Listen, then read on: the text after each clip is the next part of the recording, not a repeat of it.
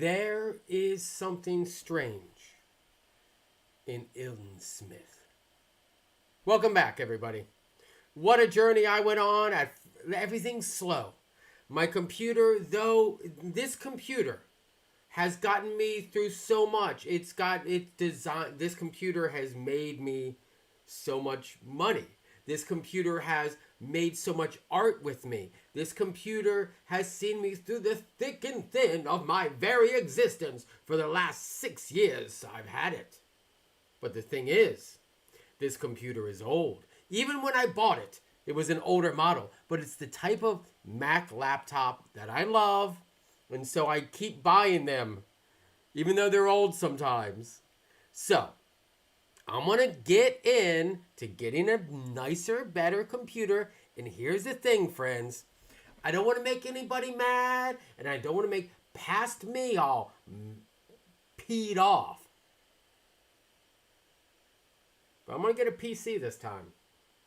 I'm going to get a PC.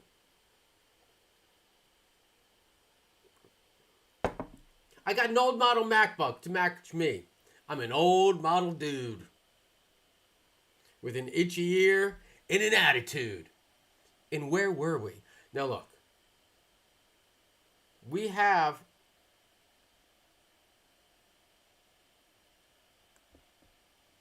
some other audio. And hopefully this doesn't get stuck forever. If it does, I'm just going to start. Like you can see on the action cam, this device over here, I got a little knob where I can adjust the volume. I got buttons I can press. This device over here is the other buttons. I got these two devices. It's an action knob, if you will. It's an action knob. And sometimes when I say action knob, it comes out of my mouth. Where were we, friends? Fighting pumpkins. Moving in for attack. There was an attack and a miss. Somebody rolled a 1, or that's another pumpkin. Nobody really knows. Moving in for an attack. The pumpkins move in as well. And I'm just jumping back and forth on how this game is played a little bit. When you play Dungeons and Dragons with people in real life, everybody gets to take their turn and say, hey, here's what I'm going to do on my turn. I'm going to move 20 feet, bop, bop, bop, and use my action to drink a potion. I'm going to use my action to make an attack. I'm going to use my action to cast a spell. Sometimes your action, you get 2 or 3 attacks. But again, that's as you go up in levels.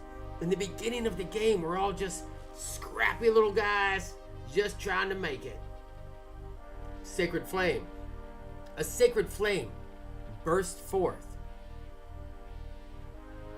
coming down from Amy's gods to wreak havoc on one of these pumpkins. I believe that's a cylinder of pure deetic energy that comes smashing down onto one of these pumpkins, and it bursts open.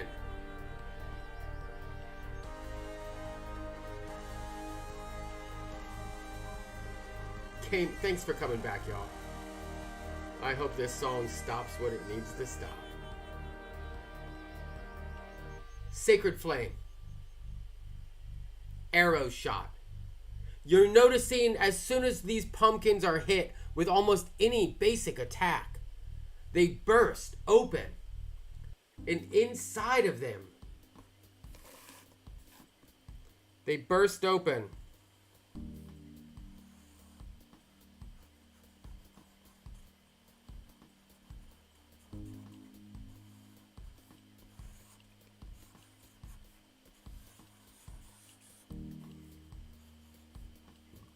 And inside, yeah, throw some waffles.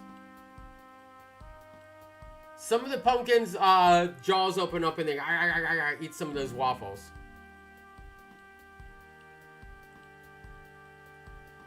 It is starting to smell like pumpkin spice. Yes, I was hoping we would make some sort of pumpkin spice joke, like the blood of these creatures is all over you and it smells like delicious pumpkin spice. Hey, I'm thinking about fall, y'all. Inside,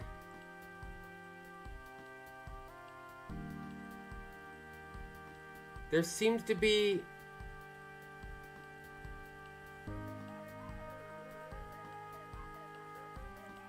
a tiny mushroom.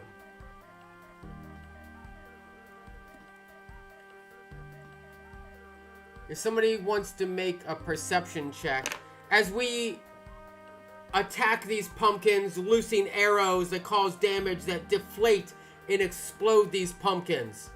These pumpkins are just bashing up against the walls of the barn and people are running scared. Oh, the pumpkins! The pumpkins! And the pumpkins are like rolling into people's feet and knocking them over. And the pumpkins are rolling into the walls of the building and knocking it around. Somebody notices, Amy, possibly you because of your connection to deetic powers, you notice that these mushrooms, they have a little bit of necrotic or almost undead energy about them. Yes, these pumpkins are making everyone crazy. These pumpkins are now bouncing on the picnic tables. Maybe the band is still playing. Oh, isn't it nice when the music goes away?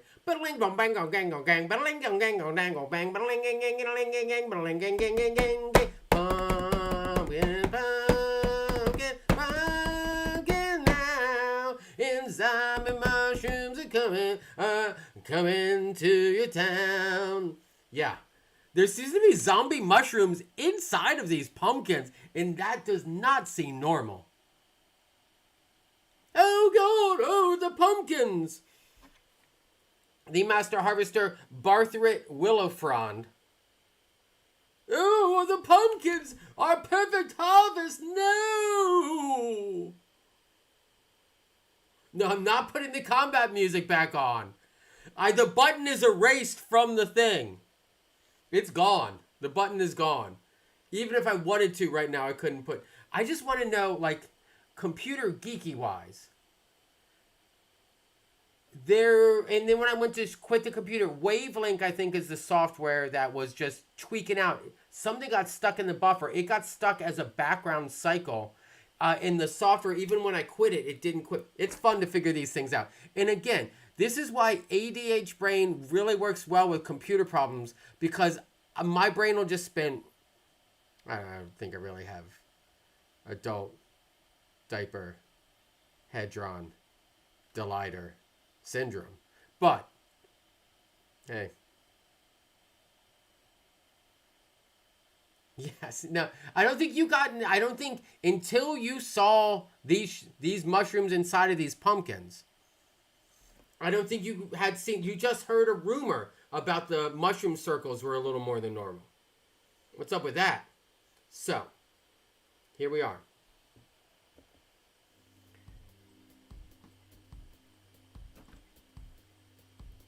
Willowfrond comes up. Oh!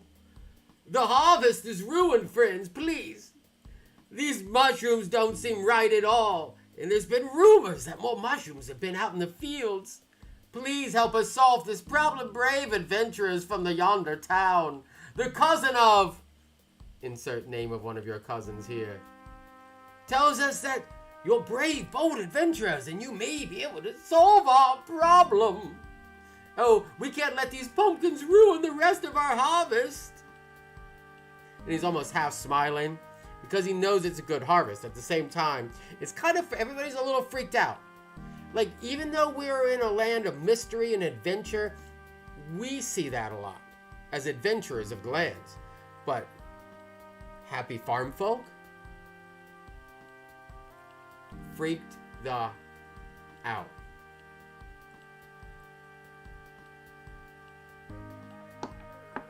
Cusbo.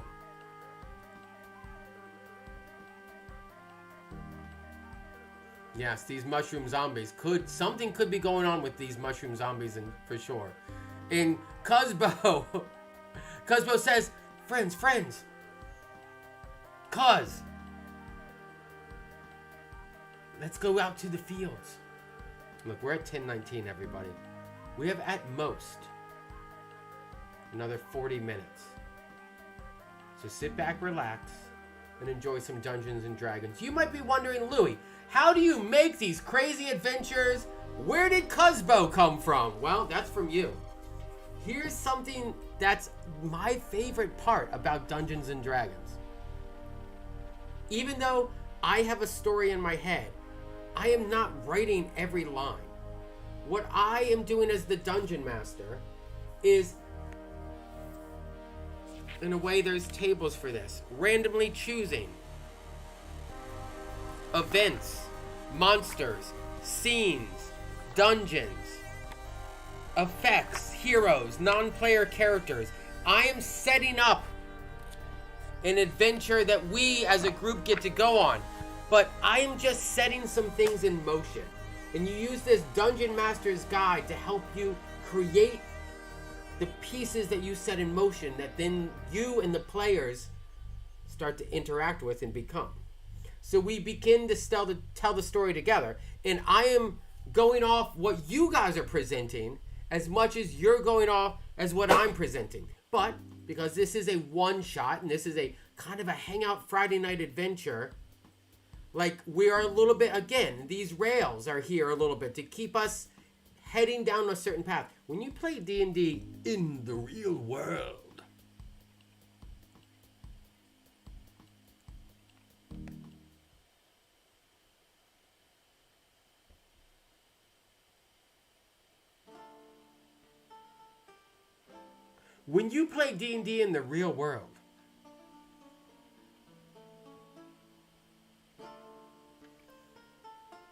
in a way, you can go off and do whatever you want. And that's the joy of it too. Even though it's hard on the Dungeon Master sometimes because they have a whole idea plan and then the players go crazy.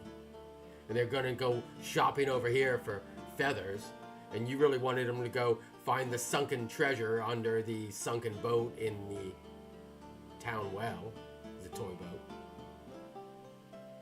But then you start to tell the story together. And it's almost like jazz, where you are all playing your different instruments, the players and the Dungeon Master, the party and the Nemesis, but you are playing a song and a story together.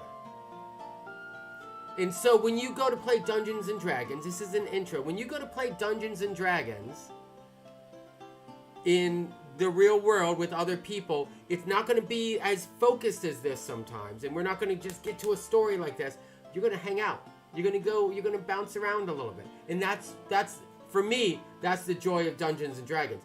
I set up some things, you feedback some things, it's something we go back and forth. It's almost the same sort of magic I would get with London Broil when I would perform on stage and I would be feeding and going back with my partners on stage or the audience. It's a beautiful thing. Limitless jazz hands. Yes, some players and bards will always make things extra difficult on the Dungeon Master. And again, that's the fun thing about Dungeons and Dragons. It isn't just every time you play can be a little different, but you know where you're heading. Again, here we are. Cuzbo, our cousin, takes us out into a nearby field.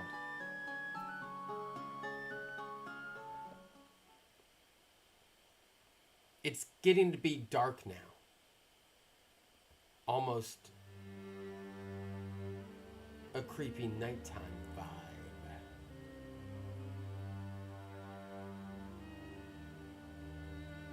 Cuzbo brings us to the edge of a field where we notice there are many fairy circles, almost overlapping, thicker.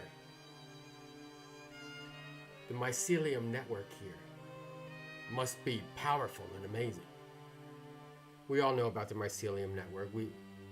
We all went to Adventurer Academy 101, where you talk about all sorts of things. There at the edge of the field, the trees stand tall, but some in the front, almost willow fronds, are bent over, covering up. Remember there was a mushroom inside there? That was fun.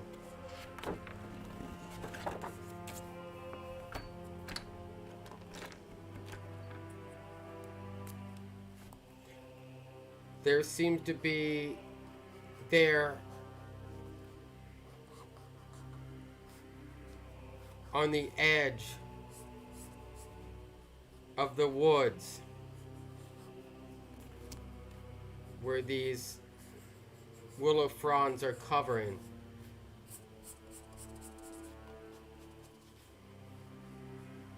Some sort of dark cave.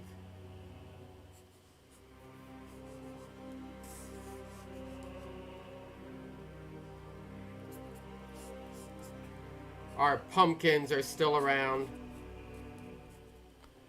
moving slowly here. You can almost see drag marks or pull marks where something has come out from that cave and headed to some of these pumpkins. Look, I bought some markers just for this. Let's get some orange in here, huh? Oh, look at that. Oh, what a joy. Oh, now that's some good marker, ladies and gentlemen. That is some good marker. Look at that.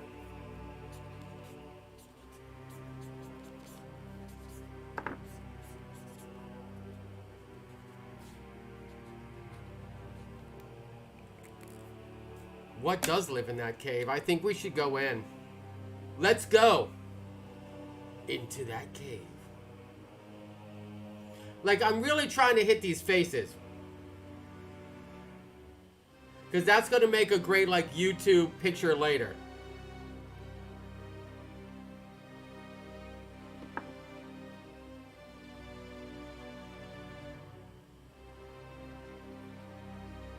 We head deeper into the cave. Each of us kind of holding hands with the person behind us. Not admitting that we're scared like we're in a haunted house, but a couple times a small rat or some bug, large, multi-legged, runs across our arm or leg, and we're freaked out a little bit for sure. Again, we're low-level adventurers. We've seen some things. We haven't seen everything, and we know there are some things we don't even know about.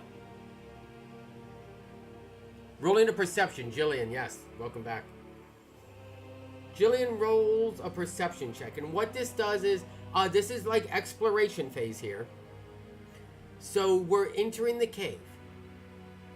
You notice it's dark, dank, cold almost. And in the distance, you see almost a glowing blue, a glowing green light deeper in the cave. Jillian, roll that perception. And I'll roll some dice for you. My dice haven't been great, but let's see how they go. You want one of these rolls. Do not have that one. Here's a 20. You can have that. 17, that's good. There you go. Again, sorry for the delay. I don't know what's going to ever solve that.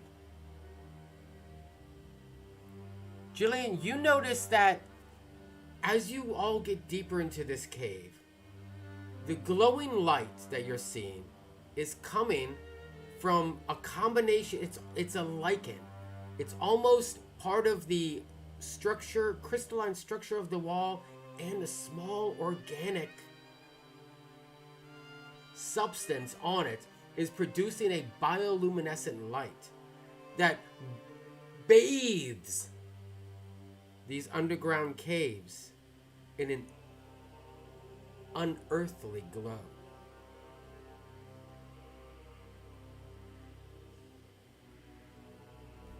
we might not need that light cantrip. As we get deeper into the cave, this glow from the lichen and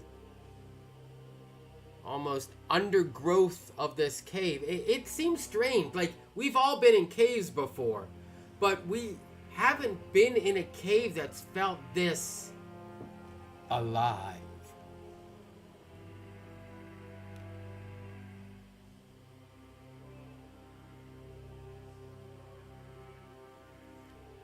As we look around in that perception check there of 17, we notice that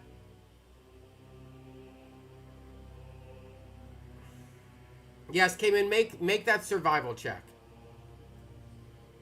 Again, this is one of the phases of Dungeons and Dragons. Here we are in a cave. The lighting is a little weird. There's mushrooms, there's lichen, there's crystals. Like, this cave seems a little different than like a bear cave, where a bear would hibernate. This cave almost has some life to it, as if... Make that roll a 17, yes. Cayman, you go in and as you're exploring and doing a survival check, you do one of those things where you like take the lichen and lick it a little bit.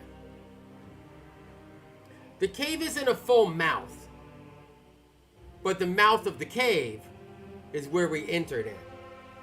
I mean, it did look a little creepy. Like, it wasn't a full mouth, but it did have like these stalactites that were like extra here. And then you had like, but once we moved some of the greenery around the sides, we did notice that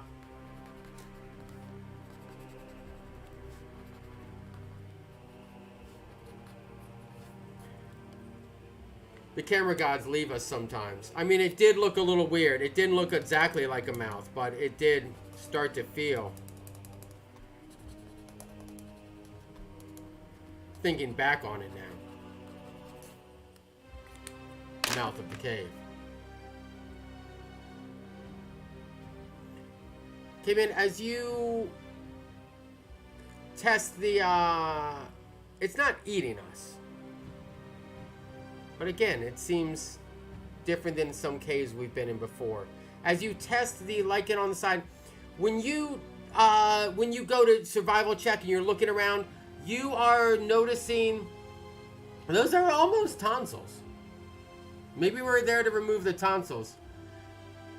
You taste the lichen a little bit, and you notice you start to hear a song. Almost a marching song in your head. Oh-wee-oh, yo, oh-wee-oh, yo, oh-wee-oh. Yeah, it's a beautiful Rolling Stones mouth. It's got those big, beautiful lips. 1968. And then we all start to notice, as we're getting into this cave a little bit more, there are small mushrooms, much like... You're hearing this song now. You're hearing this song because you licked a little bit of that lichen. And you're hearing this marching song. And we're starting to notice now, those small mushrooms that were like in the pumpkin are marching deeper into the cave. Strange. Very strange.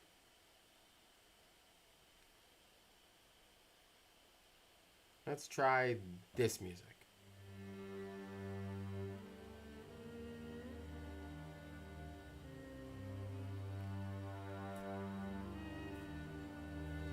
Yeah, mushrooms don't march. Possibly eating this lichen is connecting you to the mushroom's thoughts. And you're noticing that the mushroom communicates... What is this purple worm? This mushroom is communicating with images and thoughts. And the images are congregate and grouping and marching and heading towards something or someone deeper in the cave. These little mushrooms are marching. These little myconoid fever dreams are heading deeper into the cave. Just then, we turn the corner, and there in front of us is the face of a fellow human. I don't know if you're all human, but it is a human face. Ravaged, gaunt, lost.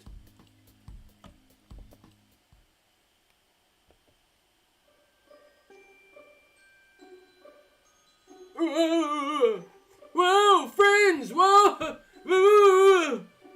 Where are we? Oh, are you alright? Where am I? Somebody roll an insight check or a perception. These are some of the stats you have. Again, we're using our character sheet. The intelligence and wisdom, insight, perception. You might have a +1, a +2. But this face comes wandering out of the cave with lichen spread all over it. And again, gaunt, lost, scared.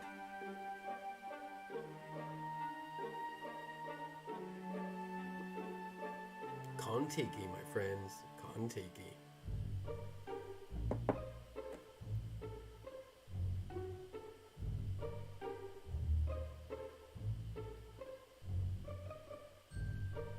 Yes, some of us are humans, some of us might be dragonborn, some of us may be fae folk themselves, or tieflings, which is a demonic-looking creature.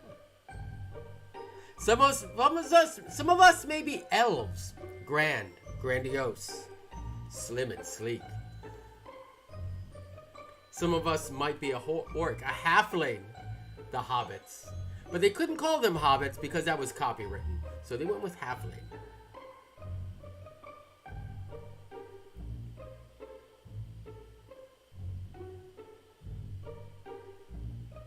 Yeah, what are you feeling about this human? Anybody want to ask this human anything or interact in a way with this? Oh, you're the first people I've seen weeks, if not a month. And this human looks a little lost. Again, worried, distracted.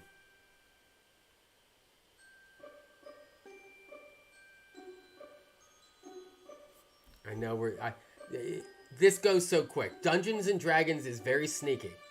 Because sometimes you'll be playing and you'll feel like that was 20 minutes and you'll look down and that was 2 hours. And then you'll get lost in the story. And you'll wonder what's happening next. And you just have to go on. It's a little bit like a video game where you just have to keep mashing those buttons because you got to find out what's around that corner. I'll tell you what's around that corner. Me, tomorrow, at the LittlEmpire booth. Well, I'll be sitting in a chair. And my goal at this Renaissance Festival this year is to actually fall asleep for real in that wizard's chair in my booth. That's one of my goals. I want to become a... What did somebody call it?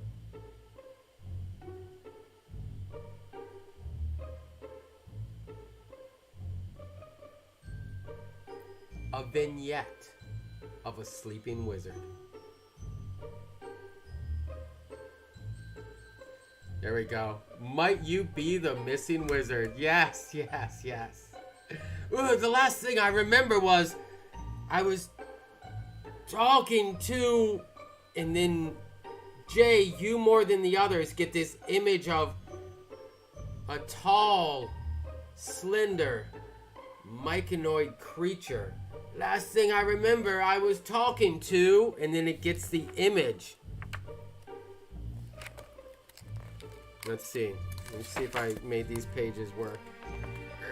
This is a book called The Monster Manual.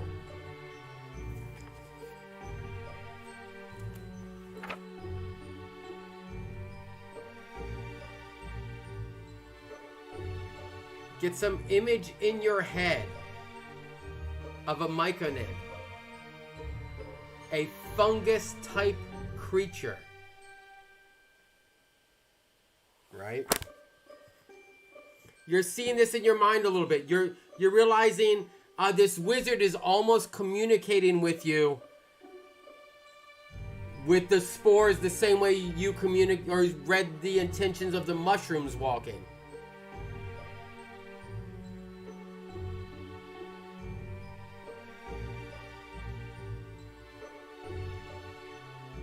The wizards had some sort of interaction with the Myconid.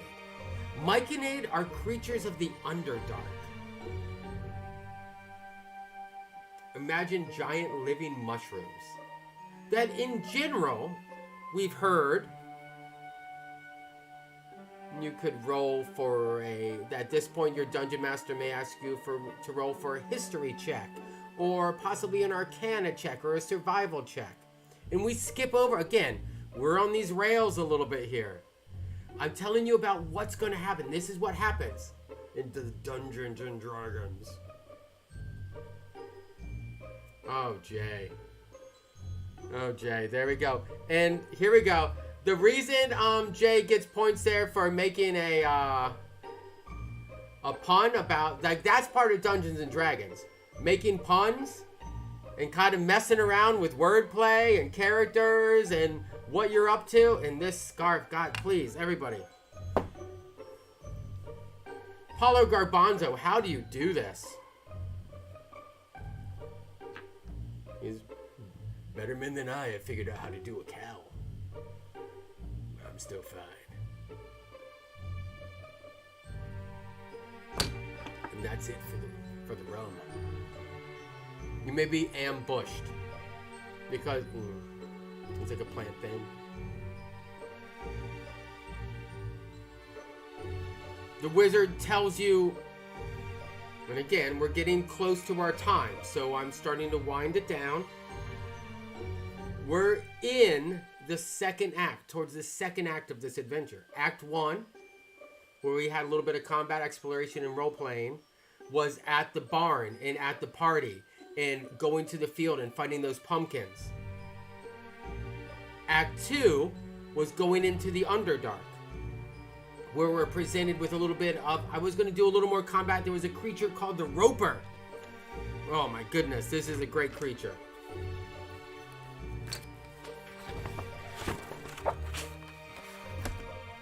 It's kind of creepy looking though.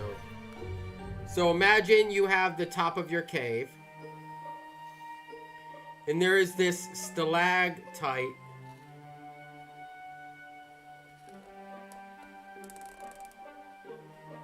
that is hanging from the ceiling.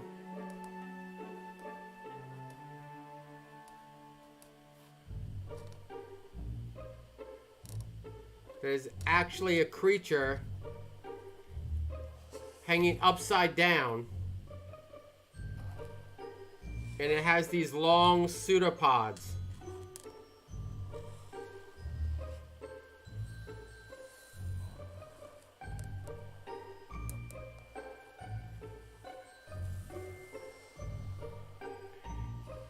And it hangs from that ceiling and waits for somebody to walk under.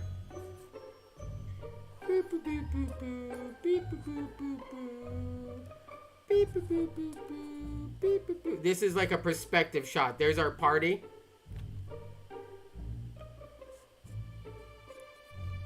Going deeper into the cave.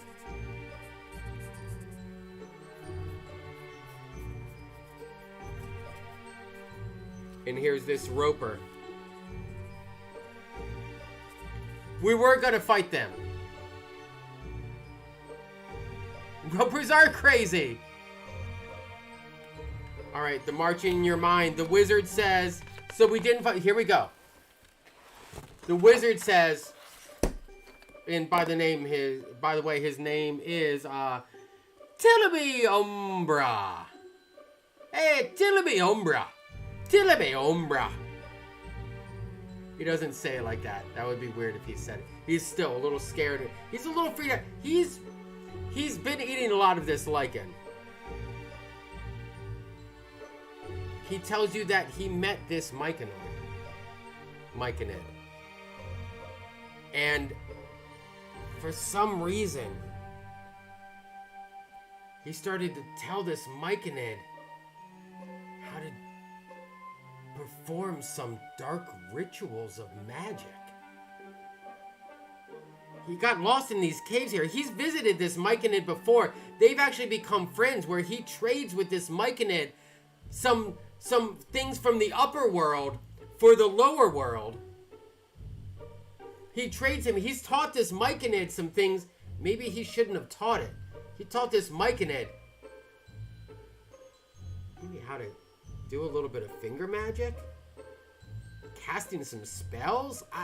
He taught this Myconid how to animate dead mushrooms into zomborific homunculus that he can control through the power of dark energy. Why would he teach these things to a mushroom?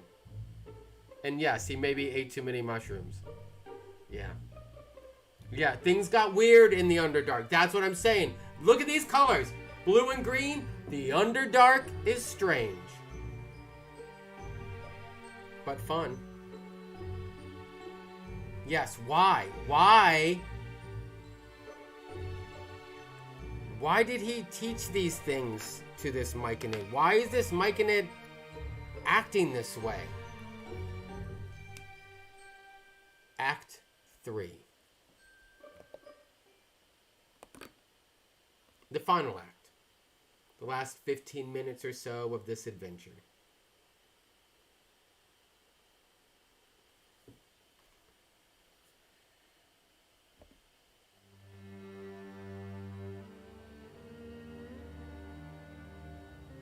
We head deeper into the cave,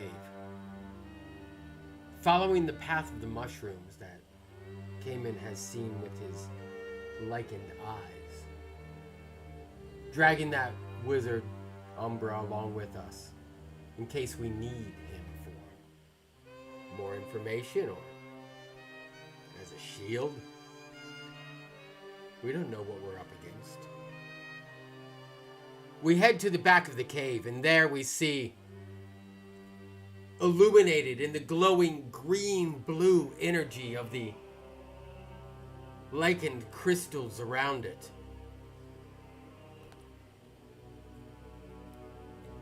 a tall, mycandic creature.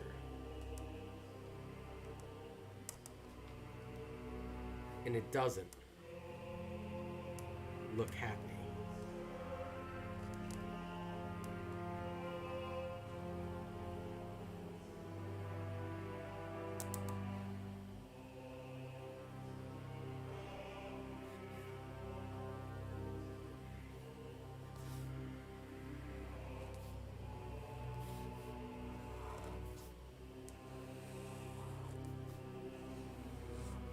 It's got a little meanie face like that.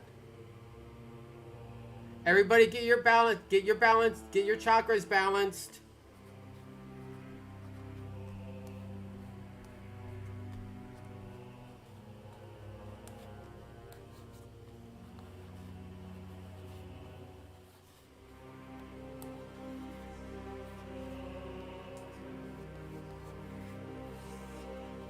It's got like little pointy fingers. It's like all mean with his fingers. It's like, ah!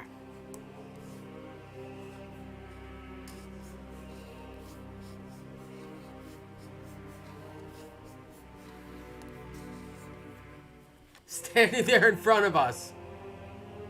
A delicious pierogi monster. Also known as a Myconid. Standing there in front of us. This creature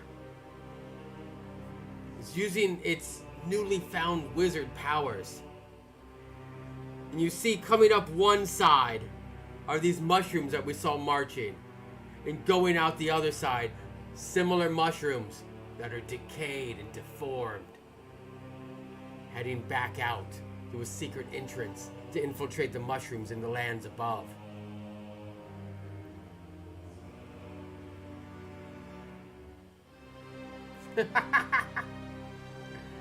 Yes, and now we are confronted with a situation, my friend. Combat music! Just kidding. We're confronted with a situation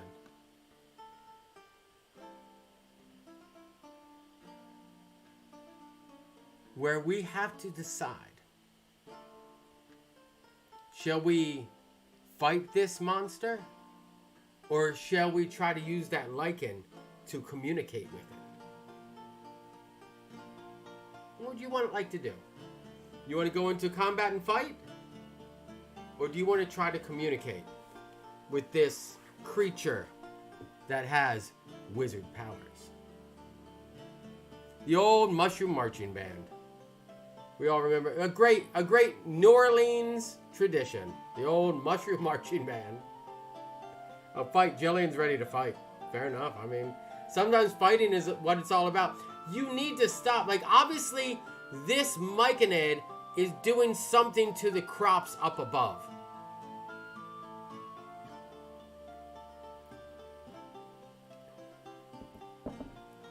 All right, now, to use this lichen and try to get through to it, maybe some of you might have some sort of spell that helps you communicate with plants.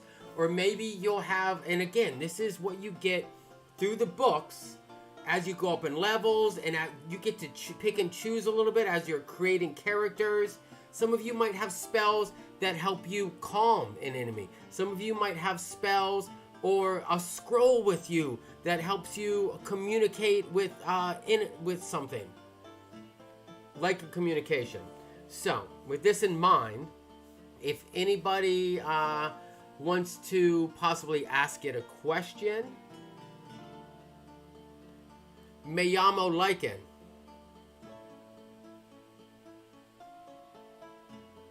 Yo hablo español pero un niño. Despacio, por favor.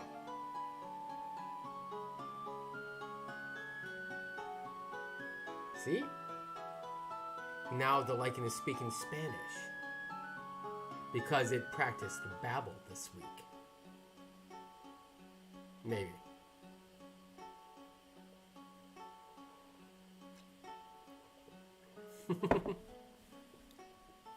All right, have a little sip of your non-existent rum. And this is where the wheelie chair really comes in handy. Because look at me. I'm way over here by the moon now. You see that this whole time I've been wearing work pants. You know why? Because I work a lot. Pretty much every day I'm at work. From when I get up to when I go to bed. I honestly don't know how to do anything else other than just kind of be me and do the things I do.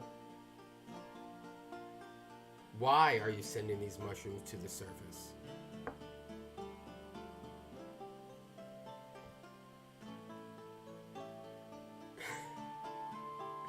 They're really chill. They're really chill. Oh, I love my speech impediment. This myconoid swaying back and forth.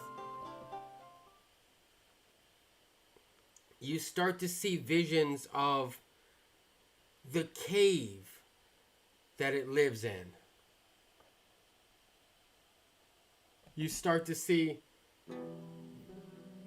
visions of other myconoids sway. You start to see visions of the myconoids crumbling, wilting, falling. And somehow the mental powers of this myconoid is showing you that the growth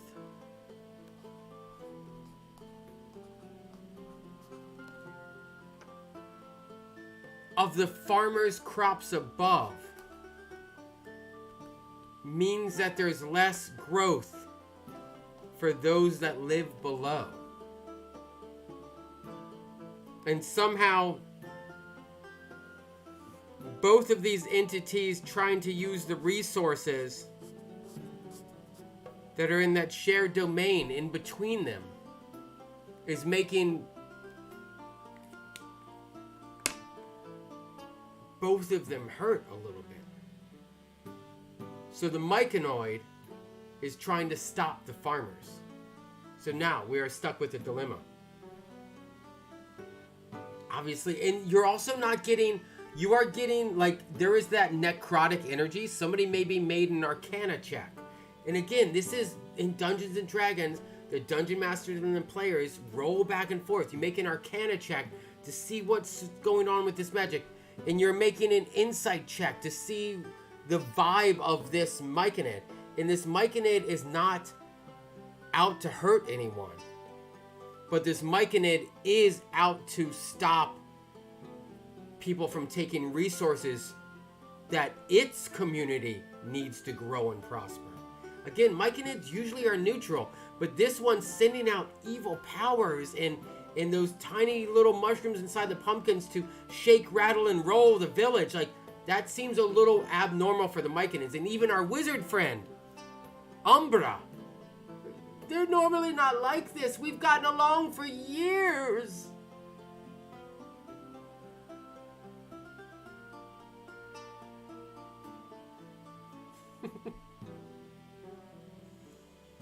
Yes. Yes.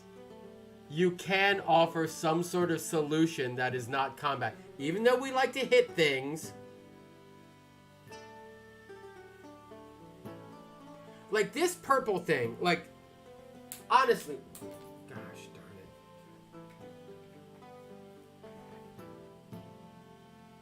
it. You gotta screw it into your ear. I got my ears bored out with threads.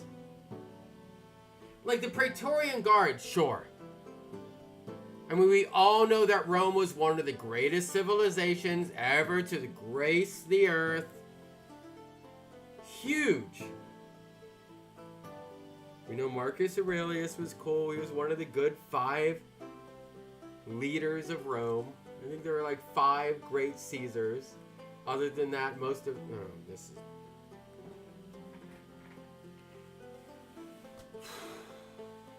The myconoid seems to want some sort of resolution that isn't just destruction and death. They are neutral creatures. Did it with a compromise. Well, Maria goes in with a compromise. Oh, I can put honey in right here. Okay, yeah, okay, cool. I'll put honey in there first. The myconid is just asking that the farmers understand that the crop they're creating above is affecting those below. And that maybe if they rotate their crops a little differently, we can all share this land together. Right? I mean, it does make sense.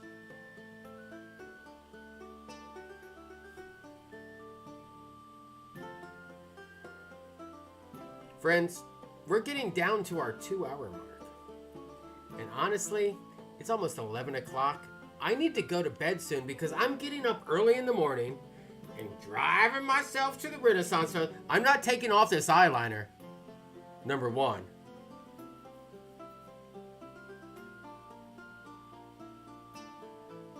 And then I'm going to drive to the Renaissance Festival. And I'm going to work there. And I'm going to put some bells on some dragons and some tails on some mermaids. Because that's what I do now. And here we are. Making friends with a myconid. And again, rails on this thing. Winding down the story 2 hours. I'm not crying. No, you're crying. We're all crying. We all join up in a group hug with the myconid and the wizard. And we tell this myconid that we don't... You don't need to keep doing this. We can figure out a way to live together in peace and share these resources. There's enough here for all of us. I think these farmers just got a little overzealous. Let us figure it out with them. Let us live the dream together.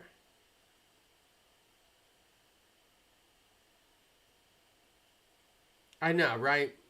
I know we didn't get into as much combat as maybe sometimes we do. We had a big delay with the internet being weird, and because that combat song went on forever.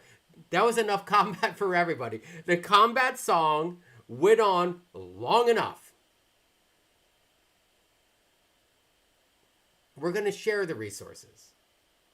We're going to make sure that the Myconid have what they need. Because if we think about it and we plan right, it doesn't actually take away from what we need. We talk to the farmers. We bring down Barthwith Willowfrond and the good people. Yeah, that combat song. You know the song.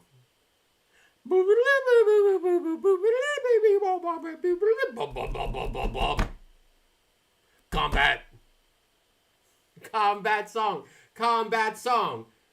Like, I wish I could bring that combat song back now to like round out the evening, but I literally deleted it right out of the system. Friends, Romans, Praetorian Guards, lend me your beers or a delicious Mai Tai or rum. It's been great hanging out with you. We've been adventuring a little bit.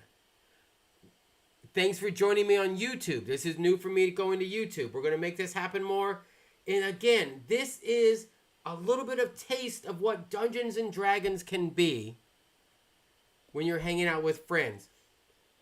Tomorrow, I'm going to go to the Maryland Renaissance Festival. I'm going to tell people that they can play D&D. There's so many people that come up to me and say, like, hey, I always want to play D&D, but I don't know how, and I'm a little scared, and I don't know. That's what this stream is about. And it's honestly about me hanging out with you, friends. Gosh darn it. I love you. I'm glad I know you. And I'm glad you're here with me. What a crazy, crazy trip we get to have around the sun a few more times together. Let's enjoy it as much as we can. Thanks for joining me here on Tuesdays. And we're kind of wrapping up. On Tuesdays, alternate Tuesdays, I'm trying to do twice a month Dungeons and Dragons and twice a month Saving the World stream from the future. On Tuesdays, it's 9 in the morning, but I might switch it to the evening. I'm trying to figure out the right time to do these things. I just do a stream where I pretend I'm streaming to you from the future and I have some science facts and some things going on. If you liked any of this, go check out LittlEmpire.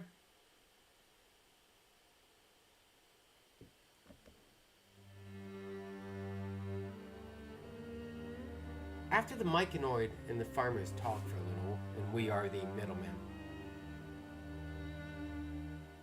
we do notice in the back of the cave,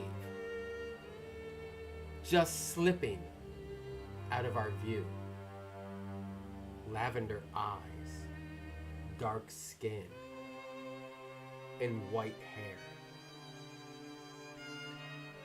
You almost think, we didn't see that. That was a ghost. That was an after image.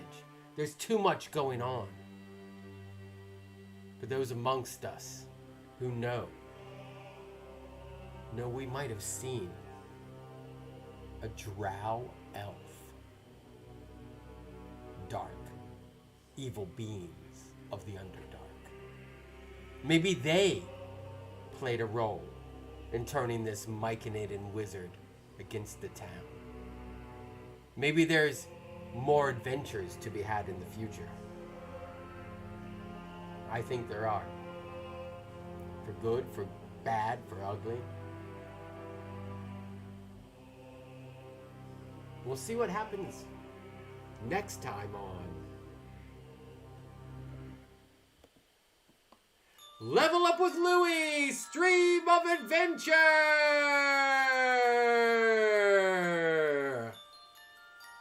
Guys, thank you so much for being here. Oh my gosh, what a joy. Let me tell you, I spent all day thinking about this and building it and worrying about it and thinking about it and moving stuff around and doing other business. I did all right today. When you're your own boss and you got to do all the things and get up every day and make yourself do the things, nobody else is telling you to do the things. It's crazy. But I love it. So thank you. Thanks for being here. I will see you in the future. We'll keep trying to do this. I'm trying to go to more YouTube streams. Join me here as much as you can. I appreciate all of you fellow humans. I really do. Thank you, thank you. Thanks for hanging out with me on a silly story. Thanks for hanging out with other friends. Make sure you reach out this week to somebody maybe you haven't talked to in a while. There are people who would be so overjoyed to hear your voice. So maybe this week and give them a call. I know we have a lot to do, but taking a few moments to talk to a friend is one of those things you have to do. Thank you for being here. Thank you for coming to the hiccup of the multiple stream. I'll be doing more YouTube. I'm doing some shorts from the booth. I love you. And good night. Thank you. Thank you. So good, guys. So good. You were great adventurers. Thanks for playing along. That's exactly how this is supposed to go. And again, in the future, we may have more people here. We'll see what happens. We'll see how many more adventures I can come up with. I'll see you soon. I'm going to press the end button and then eat something and go to bed. Bye. Thank you. Good night.